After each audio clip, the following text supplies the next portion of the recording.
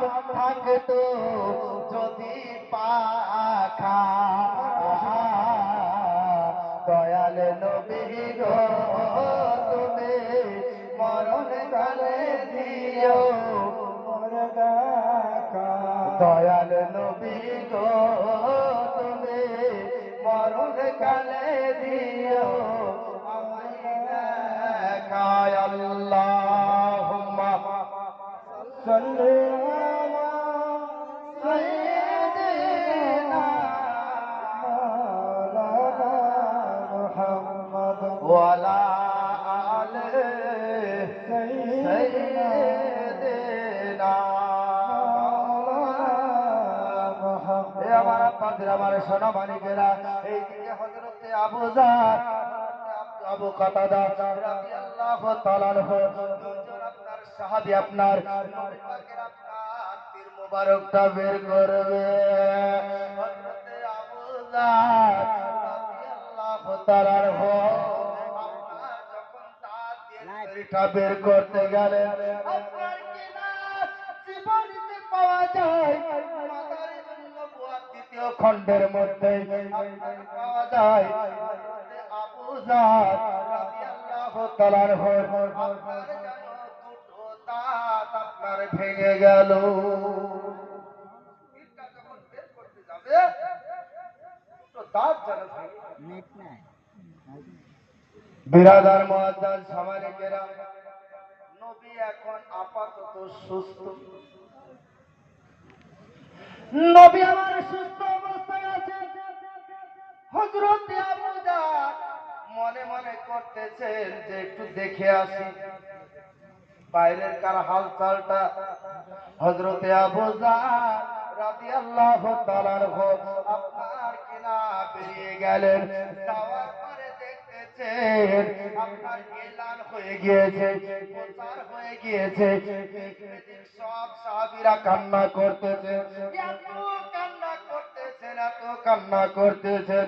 হযরত আবু যার রাদিয়াল্লাহু তাআলা আনহু বলতেছেন, সাহাবীরা রে, ও প্রেমিকেরা রে, তোমরা আজকে কান্না কেন করো? এত চেঁচামেচি করো কিসের জন্য? কান্না করো। হযরত আবু যার রাদিয়াল্লাহু তাআলা আনহু আপনাকে বলতেছেন, যারা বলতেছেন তুমি কি জানো না আমাদের নবীকে তারা শহীদ করে দিয়েছে। যা বলি বাবা শোনা, আবু যার রাদিয়াল্লাহু তাআলা আনহু বলতেছেন, কে বলেছে? বলে এই রচনাটা করলো কে?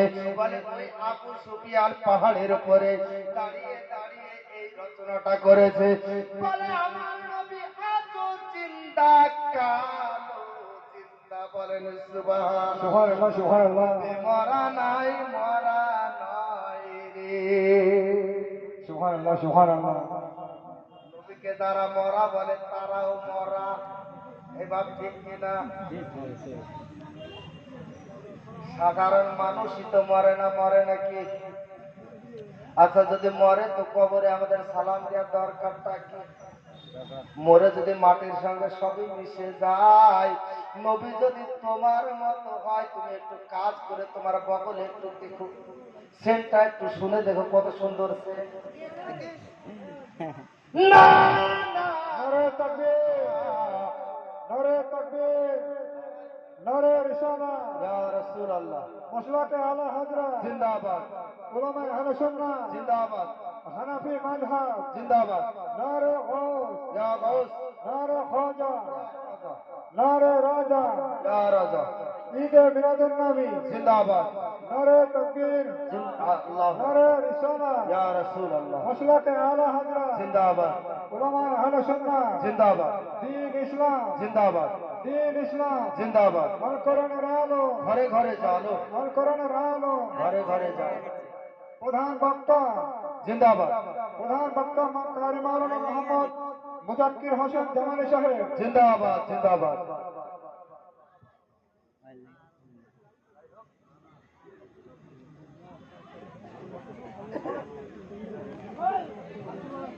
ট্রেন যখন আসে বুঝলেন, ট্রেনের টাইম মিস করা নাকি, যে মিস করবে সেই ফেল নাকি। ট্রেন কিন্তু পেছন থেকে ভিড়ে গেল, এবার আমার নাকি কি বলছে?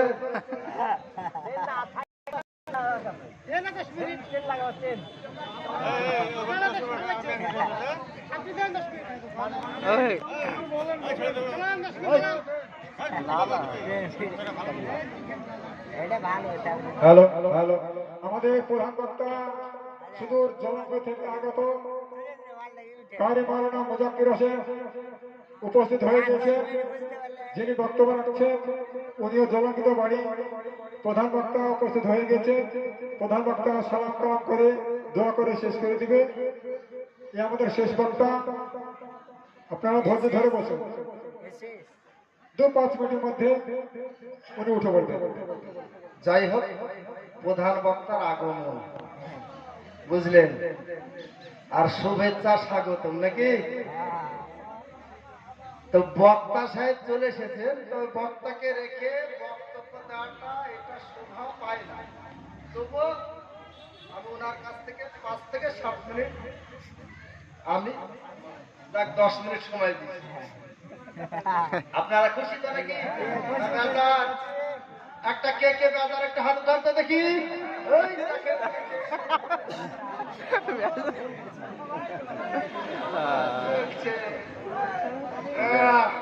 যা ঘুমটা ভাঙলো তো নাকি। ঘুমালে হবে না, প্রধান বক্তার আগমন, শুভেচ্ছা স্বাগতম। আসুন আমার আব্বাজির, আমার সোনামানিকেরা, সেই জায়গাতে একটু চলে যাই। এই জায়গাটা এখানে থাক, কারণ এই জায়গাটাতে গেলে এখনো সময় লাগবে। ওই যে কবরের মধ্যে 7 দিন ঢোকানো আছে। এই মা খালারা মনে আছে? জিন্দা তোমাদেরকে পিতা হয়েছে, কবরের মধ্যে রাখা হয়েছে। এবার তোমরা বাঁচবা না মরবা নাকি নাকি? তাহলে এই কবর থেকে উঠাবে না উঠাবে না? ওটা দেবে না, কি হলো না হলো না? হে আমার আব্বাজির, আমার সোনামানিকেরা, কবরের মধ্যে মা, জীবিত মা, চরণে 7 দিন শুয়ে আছেন। আর এইদিকে বেটা আপনার কিনা নামাজ পড়ে, দরুদ শরীফ পড়ে আল্লাহর কাছে কান্না করে,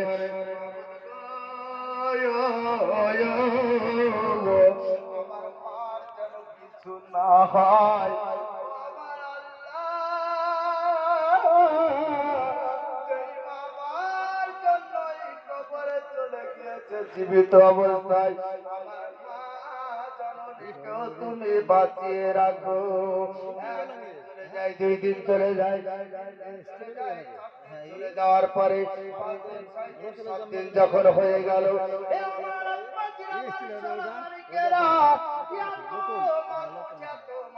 এত মানুষ আপনার কবর করবে, আজকে জীবিত আছে না মারা গেছে, আপনার কবরটা করে দেখবে বাবা। অবস্থায় সন্তান যাওয়ার পরে মাটিগুলোকে আপনার সরাতে আরম্ভ করলো, গাছের খাপাচি গুলোকে সরাতে আরম্ভ করলো। সরিয়ে দেখেন মা জননীকে যেরকম অবস্থাতে কবরে রেখেছিল, ওই রকম অবস্থায় আমার আল্লাহ বাঁচিয়ে রেখেছে। সুবহানাল্লাহ, সুবহানাল্লাহ। একবার জোরে বলুন ইয়া রাসূলুল্লাহ। ইয়া রাসূলুল্লাহ। এ আমার আব্বাজি, আমার সোনামানিকেরা, কবর থেকে যদি 7 দিন পর ঘুরে আসে, পাড়ার মানুষ জিজ্ঞাসা করবে না তুই কবরের মধ্যে কেমন ছিলি? করবে না বাপ, একটু হ্যাঁ দিয়ে, না হলে একবার না বলে, তাও একটু ভালো লাগবে নাকি। এই কবর থেকে যখন বের করা হয়েছে, গ্রামের যে প্রতিবেশী ছিল তারা জিজ্ঞাসা করে, 1-2 করে সকলে জিজ্ঞাসা করে, জননী বলতেছে, ও মানুষেরা শোনো শোনো, ও জনগণরা শোনো শোনো, এইভাবে আমি একজনকে কিভাবে বলবো? না না, প্যান্ডেল করো, প্যান্ডেল, সেই প্যান্ডেলে বসে আমি সকলকে একভাবে শোনাতে পারি। আপনারা যখন আপনার এইখানে প্যান্ডেল করেছেন, সবাই যেন শুনতে পায় নাকি। ঠিক এমন প্যান্ডেল করা হলো, মা জননীকে জিজ্ঞাসা করা হলো, বলে মা তুমি ওই কবরের মধ্যে কেমন ছিলে, ওই কবরের মধ্যে কি অবস্থা হয়েছিল? এমন তো অবস্থায় মা জননী বলতেছে, যখন আমাকে কবরস্থ করা হলো, যখন আমার অন্ধকার কবরে রাখা হলো, যে কবরে জানালা নাই, দরজা নাই, যে কবরে বালিশ নাই, বিছানা নাই গো, যে কবরের ডানে মাটি বামে মাটি, যে কবরের নিচে মাটি গো, ওই কবরে যখন আমাকে রেখে আসলো, আমি মা এত ভয় করলাম, এত ভয় করলাম, মাবুদ, ও আমার আল্লাহ, এই কবরের মধ্যে কেমন করে আমি থাকবো গো? এই বলতে চিন্তা ভাবনা করতে লাগলাম, করতে করতে আমার যেন ঘুম চলে আসলো, ঘুম। এমন অবস্থায় যখন আমি ঘুমিয়ে পড়লাম, ঘুমার পরে আমি উঠলাম, উঠে দেখি আমার কবর যে 3.5 হাত, ওই 3.5 হাত আর নাই, ওই কবরটা আমার চোখের দৃষ্টি যত দূর পর্যন্ত যেতেছিল, তত দূর পর্যন্ত আমি মা জননী দেখতে পাচ্ছিলাম। বলেন সুবহানাল্লাহ। সুবহানাল্লাহ, সুবহানাল্লাহ। দেখতে পাচ্ছিলাম। বলে তারপরে কি হলো বলো? বলতেছেন আমি চিন্তা ভাবনা করলাম, শুধু সংসার, মানুষ কই, মানুষ কই, মানুষ কই, কোন মানুষ তো দেখা যায় না। কিছুক্ষণ পরে আমি লক্ষ্য করলাম, ডান দিকে যেন লক্ষ্য করে দেখলাম, ওই ডান দিকে একটি মেয়ে বসে আছে, ওই মেয়ের কাঁধের উপরে, কাঁধের উপরে আপনার একটি পাখি যেন বসে আছে, পারিন্দা যেন বসে আছে, ওই পারিন্দাটা হাওয়া করতেছে। বলেন সুবহানাল্লাহ। সুবহানাল্লাহ, সুবহানাল্লাহ। হাওয়া করতেছেন যখন আপনার, যখন দেখতে পেলেন যে হাওয়া করতেছেন, এমন অবস্থায় আমি 1 কদম 2 কদম করে আগাতে লাগলাম, যেতে লাগলাম, যেতে যেতে যেতে যেতে আপনার কিনা পৌঁছালাম সেই বনের কাছে। বনের কাছে যাওয়ার পরে জানো আমি সালাম দিলাম, আসসালামু আলাইকুম। যখন সালাম দিলাম, তখন ওই বনটি বলতেছেন, বন গায়, ও বন, এই সালাম এই জায়গায় চলে না। বলে কেন চলে না? বলে আমি ইন্তেকালের পরে এই কবরে এসে এই জায়গাটা পেয়েছি, তাই আমাদের জন্য সালাম দিতে হলে আসসালামু আলাইকুম ইয়া আহলাল কুবুর। সুবহানাল্লাহ, সুবহানাল্লাহ। সালাম বিনিময় হলো, কথোপকথন চলতেছেন। বলে বোন গো, এত সুন্দর জায়গা কেমন করে তুমি পেলে? এত সুন্দর জায়গা আল্লাহ তোমাকে দান করেছেন, যে পাখিটা তোমাকে সব সময় হাওয়া করতেছে, হাওয়া করতেছে।